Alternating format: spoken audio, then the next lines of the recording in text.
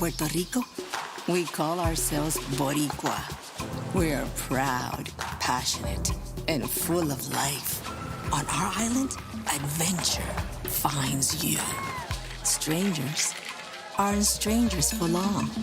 The size of the audience doesn't change the beauty of the music, and we celebrate every last ray of sun. Live Boricua.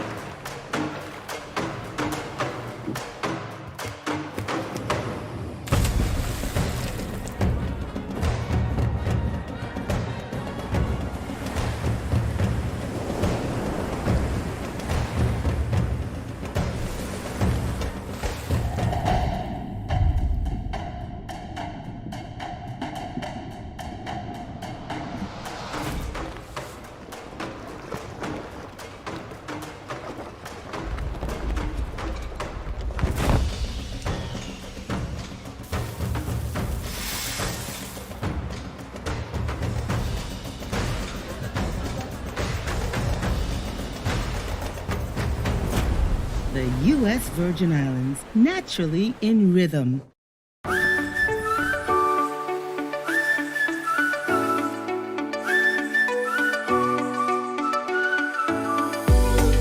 I love Pago Pago because it's my home.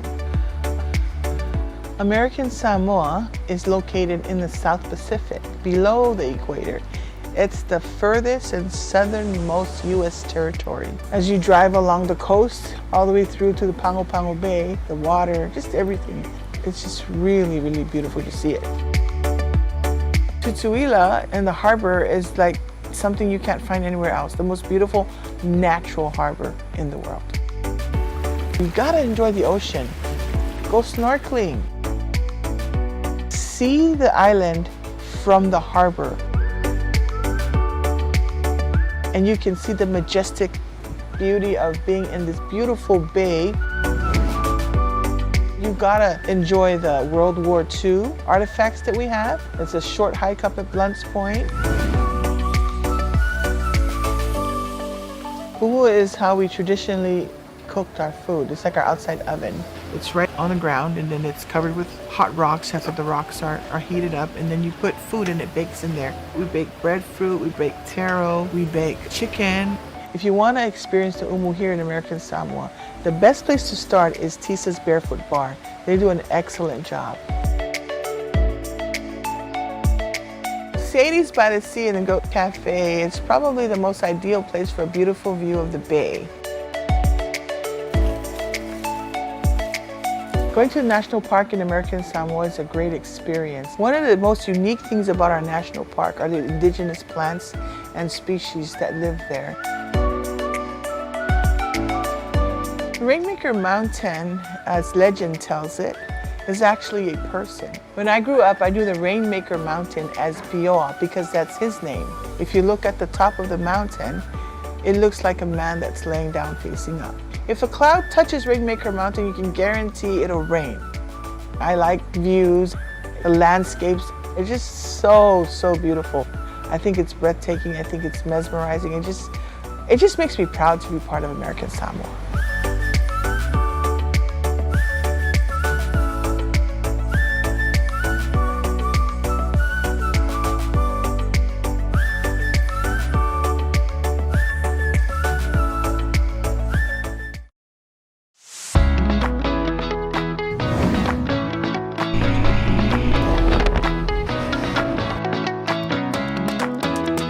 There's definitely a lot here to do on Guam. Half of the island is volcanic and the other half is limestone. We have a lot of rolling hills, waterfalls, beaches. Tumon Bay, that's like the city on Guam.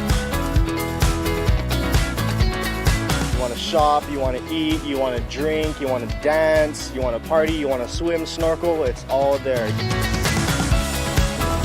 I like to surf, also I love hiking. There's a lot of ancestral sites here. You could come to this place called Hilaan. It's one of the last pristine, undeveloped beaches. There's a place called the Shark's Pit. It's a blue hole within the reef that's really great for snorkeling. This place also features one of Guam's very last jungle ponds. It's called the Lost Pond. It's really great. I strongly suggest you check out Gadao's cave. It's a really easy hike, and at the end there's this awesome cave with these thousands of years old cave paintings that were supposedly done by a legendary chief whose name was Gadao. Valley of Velati is easily one of my favorite attractions. This is reconstructed ancient village on the bank of a river. They greet you in the native language and they do some chants and they do a blessing for you. They also do traditional canoe making and you get to ride them.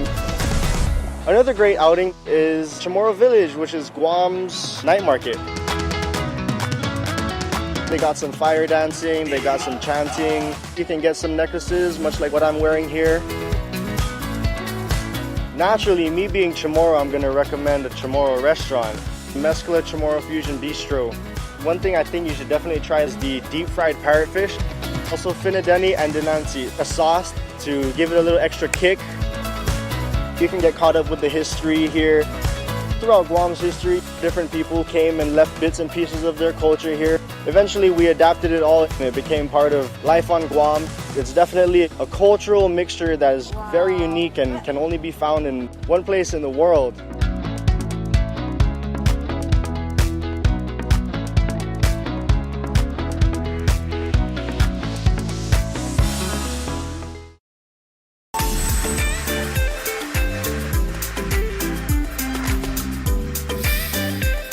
Half a day in Tyrol, it's like saying aloha. We use that as our way to say this is who we are and we're excited that you're here. We're about 3 hours away from Japan and we're on the North Pacific, right above the equator. You will see the Chamorro culture and then you'll see also the Carolina culture.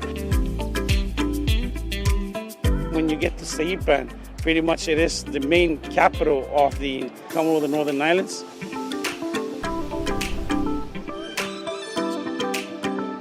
The grotto was considered one of the best places for diving. It opens up to outside where you're looking at all these cliffs. I always recommend that you gotta go see our Manigaha because it's a conservation area. So when you're swimming there in Manigaha, you think you'll be in the aquarium. If you want to visit historical, then you gotta go visit the World War II sites. These are the invasion beaches. There is the World War II snorkeling tour. You will see sticking out of the water 3 Sherman tanks. We also have beautiful coral gardens to just swim over all these corals. Ina's Kitchen.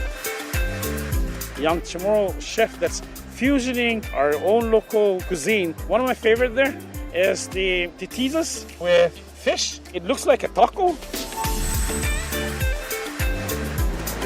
When you want really quiet, then you gotta go to Luta. Very serene. The features of each island, Rora, Tinian, and Saipan, have a different flavor and taste and sights of it. We want our guests to learn about our culture and also our language, so you can share the Hafidi spirit when we're together.